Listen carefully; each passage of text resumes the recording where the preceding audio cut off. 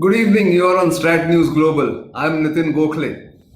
The COVID-19 pandemic is testing the resolve as well as the preparedness of countries across the globe, but more particularly in the second wave, India is facing huge problems, as all of us know. And of course, India is also faced with shortage of oxygen, sometimes shortage of beds in some places, especially in the big cities. But the pandemic is also testing alliances, partnerships, and relationships between countries. And the evening's discussion today, we are on Monday, the first day of the week, in fact, where we discuss contemporary topics. And this evening's topic is the Indo-US relationship in the time of pandemic. You're on the program that we carry from Monday, telecast from Monday to Wednesday, The Gist.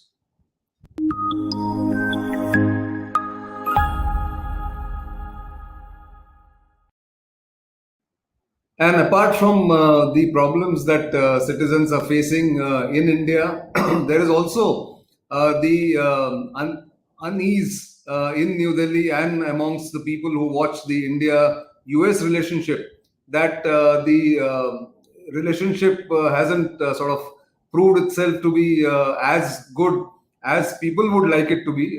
We want to do a reality check on that. But let's look at what happened over the past 10 days. Why this feeling amongst a lot of Indians was there that the United States is not stepping up to help a friend, a strategic partner, and a member of the Quad, which is now the flavor of the season as far as international relations are concerned. Let's look at the timeline from April 16, exactly 10 days ago, where we are and what exactly happened. So if you look at the first stage was denial, then there was outrage, and now, of course, one can call it U-turn. On April 16th, Adar Poonawala, of course, who needs no introduction now, expressed his concern that the raw material for the vaccine that is being made in India, or vaccines that are being made in India, is being held back by the United States. If you look at the timeline, it took almost 4 days for Washington to even react to what Poonawala had flagged, and there was no clear answer, or there was no clear assurance that the United States will give the raw material on an urgent basis. It was just a pro forma statement by the White House press secretary. It was followed up by the State Department spokesperson maybe 2 days later, where it was made amply clear that it is going to be America first rather than the world. And then Chinese, ever vigilant, and the people who watch the international relations immediately reacted and sort of took advantage of the American hesitancy to say that China is ready to provide support and help and is in communication with the Indian side. Imran Khan, the Pakistan Prime Minister, also expressed solidarity with India and said that we will fight this together, which of course is something that not many people expected. But that is how it all began. Many nations came forward, not just with statements of support, not just with tweets, but concrete offers. It only was on 25th of April, that was on Sunday, yesterday, that the US National Security Advisor spoke to the Indian National Security Advisor, Ajit Doval, and offered proper help as well as supply of raw material without going into the specifics. And of course, it was a deluge after that. The Secretary of State, the Secretary of Defense, the Vice President, who was expected to at least tweet in support of India's troubles. And then finally, President Joe Biden came up with this statement just as India had sent assistance to United States last year, especially the HCQ was sent to US after there was an appeal. He also made this statement. So all seems to be well back on track. But there is this feeling that the US could have been a little more nimble-footed, at least a little more sympathetic to the plight India and Indian people are facing. So, what's the reality? That's the discussion tonight. And to discuss the reality, I have somebody eminently qualified joining me in this discussion. Ambassador Nirupama Rao, India's former foreign secretary, also India's ambassador to Washington, D.C., somebody who watches the relationship between the world's oldest democracy and the largest democracy. Ambassador Rao, good evening and welcome to this program.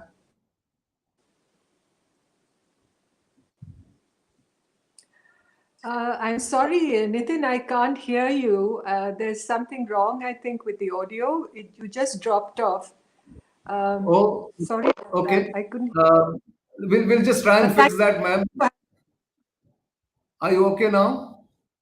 Yes, I can hear you now. Yes. You can hear me now. Hear you after your survey of the current state of affairs, and you were going to introduce me. But that's fine. You can curtail the introduction. No, everybody knows me, so you don't need an introduction. But somebody certainly who watches the India-US relationship, thank you for joining us and welcome to this program. So first up, I just want your assessment of what could have happened in this 10 days where the US seemed to be a little slow in either expressing support or sympathy, or even saying that we are willing to help our strategic partner and friend. You've watched and worked with them. What could have gone wrong, really? I don't know if it was something that had gone terribly wrong, Nitin. Something was perhaps lost in translation, to put it diplomatically. And as you rightly said, things seem to have righted themselves now, which would suggest that there are, as it is often said of democracy, there are self-correcting mechanisms in the Indo-US relationship also. So things seem to have rebalanced themselves, and the somewhat of an equilibrium has been restored, you could say.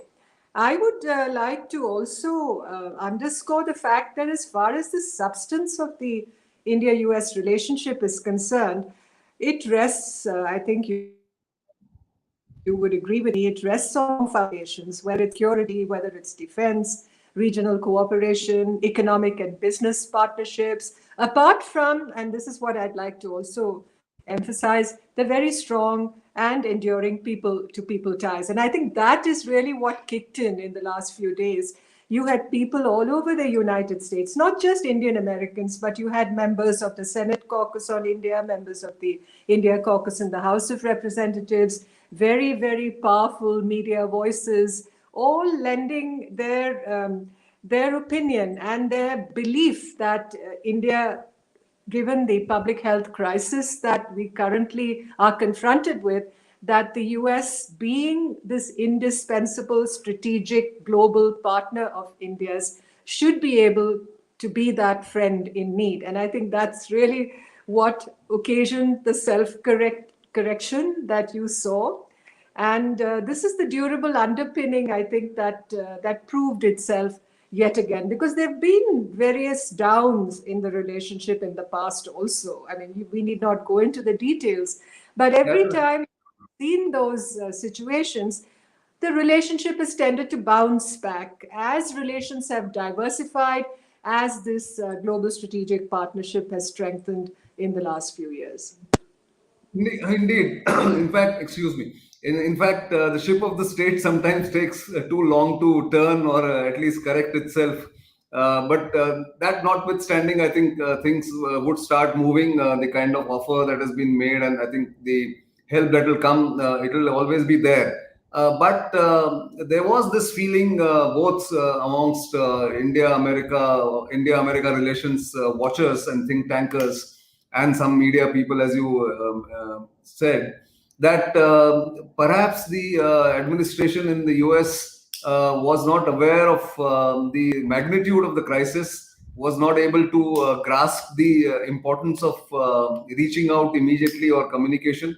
But that apart, what do you think would be the American approach in giving India not just the material help, but also the scientific help for let's say research, and then going forward looking at some of the surplus vaccines that the Americans seem to have. Should they be doing that? Should India be asking for that help? Or were they waiting for a formal Indian request? Would that have happened given your experience? What would you think? Well, I think the time has come for us to shed whatever inhibitions we have and ask for what we need, because it's the question of people's lives. It's the question of the felt needs of the nation, and the nation should always come first. We can put politics aside, we can put, all the inhibitions, as I mentioned, we have aside, and ask for what we need. And this is a friend, the United States, as I said, an indispensable partner. So the in indispensable is so important, isn't it? Otherwise, this is not a dispensable friendship by any definition. So we should be prepared to ask.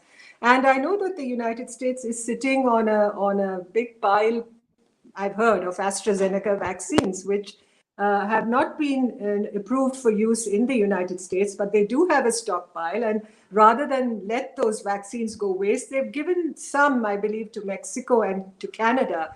But given what India needs, and we really have to step up the vaccination drive come May 1st, because every person above the age of 18 in this country will be eligible to be vaccinated. So we need all the supplies that are required in that context. And that apart, the raw materials, because the US, many of the US high-tech companies produce the reagents, the plastic bags, the cell cultures that are needed for these vaccines, even for Covishield. And I believe now, with the statements coming out of the US administration, there's an all-out effort going on to prepare what India needs and to send it across. Even the Defense Secretary, Mr. Lloyd Austin, has said that he will be coordinating with all the interagencies to provide all the logistic support that is needed to bring that help to India. So help is on its way, and I think we should be prepared on the basis of careful planning within the country, because public health, the health of the country is most important. Human security is of overarching importance for any nation, as it is for India, and we should be prepared to ask for it. And whatever misunderstandings may have been created as a result of this, I would say a slow response from the Americans. But you must understand that the Biden administration, not that I'm holding a candle for the administration, but I'm saying that it's a new administration. There's still, organizing their priorities. There's a lot of work within the country as far as the domestic agenda is concerned. Hundreds of thousands of people have died in the United States as a result of the pandemic. So they have a lot of setting their house in order kind of work that is going on. Perhaps that's also a reason why there was this delay. Whatever be the cause, I think at the moment we have to focus on our needs, our priorities, our wants, and we should be able, if we cannot provide it within our own borders, get it from outside. Indeed. In fact, there is a lot of help coming from outside. We'll just take a look at how other countries are also helping and have offered to help. In fact, if you look at the range of countries who have come up with different products and different medicines as well as oxygen generators, it's quite a range, and shows India's multi-alignment, really. If you see, from Singapore to UAE, to even Russia, of course, has offered to send something.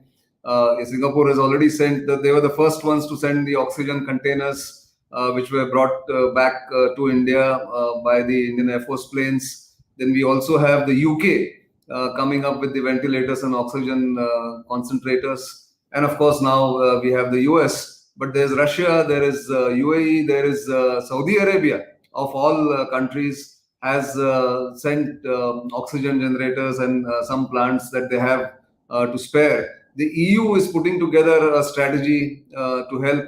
And Germany, of course, has said that although all these countries have their own problems, Germany, in fact, is going into a longish lockdown until June, is what one has read.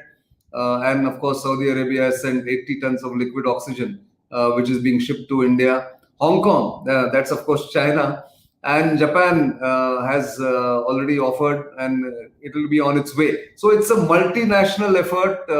One has to, in the global connected world, I suppose this is the best way to go ahead and give the kind of help to each other. So, would you think that India's strategy to export vaccines in the early days of the vaccine production, in a way, has also given India the goodwill across the neighborhood and the globe, and therefore all other countries are also responding the same way as they are doing right now? Yes, Nitin, I believe that India has an enormous fund of goodwill across the world. We have friends across borders, literally.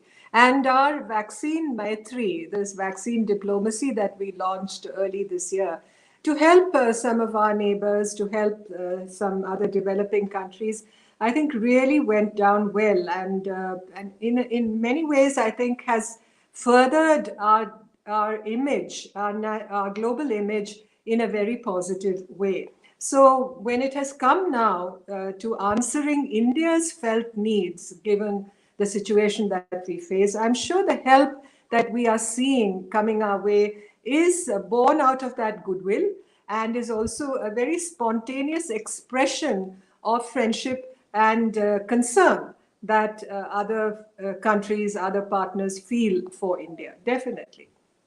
In fact, yes, and I think the US administration would have also taken note of the kind of support that was coming from multiple countries, and that would have been one of the reasons, I'm guessing.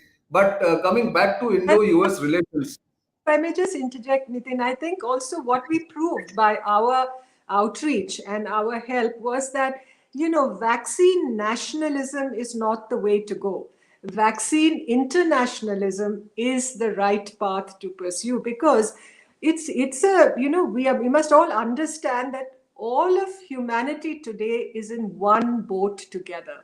And we cannot allow and afford that boat to sink. It's not enough to say, my country is safe, or I've vaccinated all the people who needed vaccinations in my country. Because the virus doesn't need a visa, doesn't need a passport, doesn't respect borders. So until and unless we're able to vaccinate a good proportion of the world's population in order to create herd immunity, I don't believe we would have succeeded. This is a world war we're in, actually.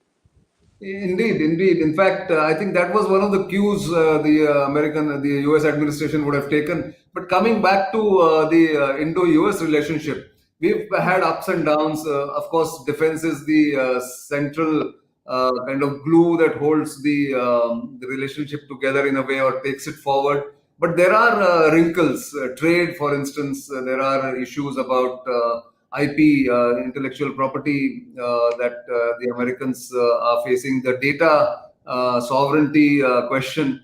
In that respect, I mean, moving away from vaccines and vaccine nationalism, which I'm sure they will overcome, given what is happening right now. Where are we headed on those issues? Those the kind of tricky issues that India and US face right now.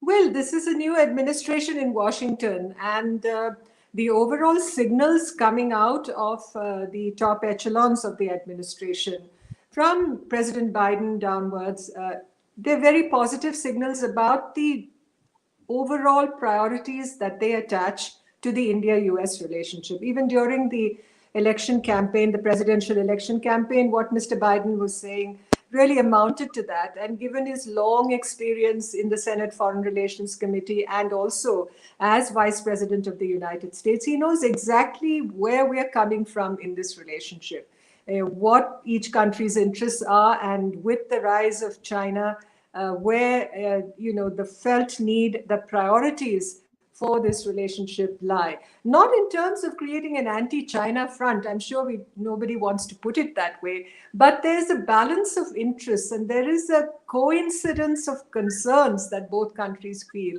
I think, that further underpin the relationship today. So you have to look at, you mentioned security. Security has become a very important area of this relationship. In fact, one of the criticisms that some observers had leveled against this relationship during the Trump years was that it had become too security oriented, and that this multifaceted nature of the relationship, whether it was in science or technology or human development, Education. Yeah. health, agriculture. You remember the Green Revolution, and Yeah. Dr. Norman Borlaug's contribution. Sure. So there is a Yeah. history to this. This relationship is is really very, very broad based, and in some areas very profound also. So I'm sure that that is the direction in which we are headed.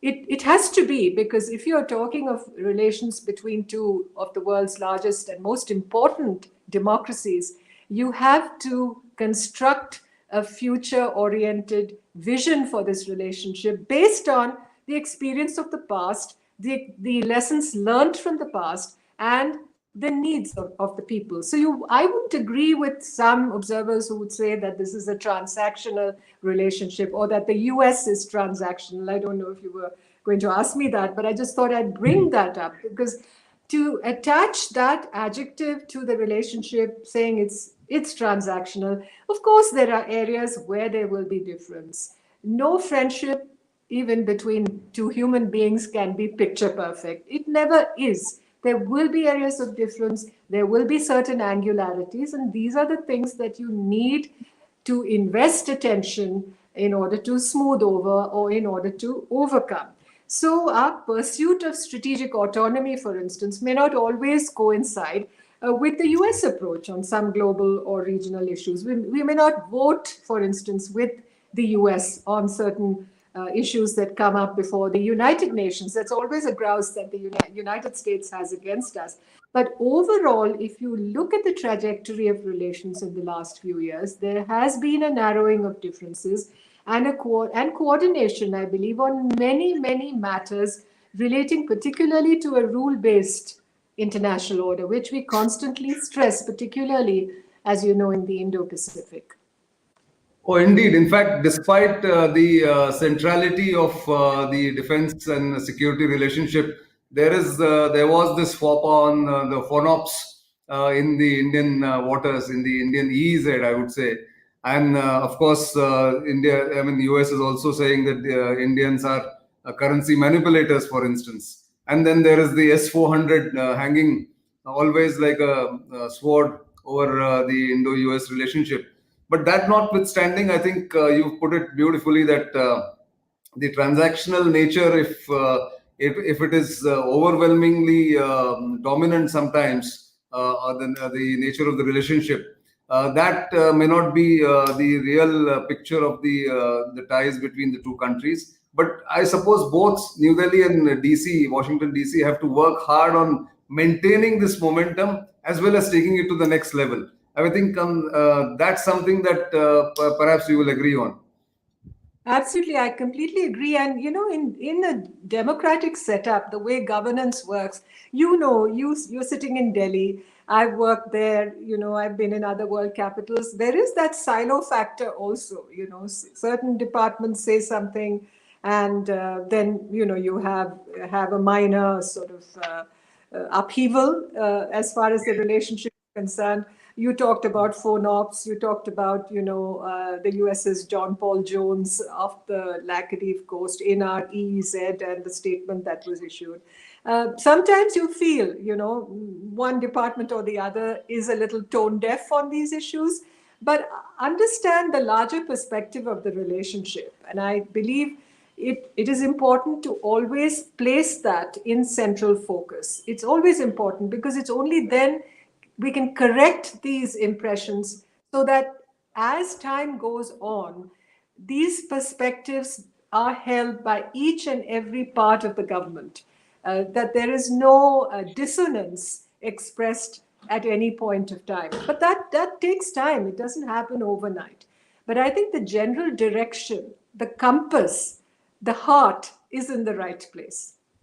Indeed, in fact, China is also helping in a way to for both the countries to arrive at what we call the sweet spot in the relationship. But on that note, let me thank you, Ambassador Rao, for your insights and your time. I think with proper planning on the Indian side and with little more empathy and sympathy from the Americans, I think we will have this vaccines and the raw materials for vaccines coming in. And of course, the misunderstanding, whatever misunderstanding there was, would be now overcome. Let's hope for the best for the sake of our countrymen who are facing a health crisis right now. And I think both governments will work on that. Thanks very much for your time. We will look forward to have you on our programs in the future too. Thank you so much, Nitin, and stay safe and well. Thank you. Thank you, thank you, pleasure. So that was the discussion on the Indo-US ties and the reality check. Don't forget to subscribe to our YouTube channel. Keep sending feedback. I can see some of you have made a lot of comments, of course, on the discussion. We respect your comments and your views. But the point is, there is in international relations, there is always the up and down that happens, the blow hot, blow cold kind of discussions that go on between different countries, and especially large countries as ours, America and India. There will be always some slip up somewhere or the other, but let's hope for the best, and hopefully we will overcome the health crisis together. Don't forget to log on to our YouTube channel, subscribe to it. Also, like us on our social media handles, all of them you're aware. But do keep sending the feedback. We would love to correct and take some of the suggestions on board. But until the next time, it's goodbye.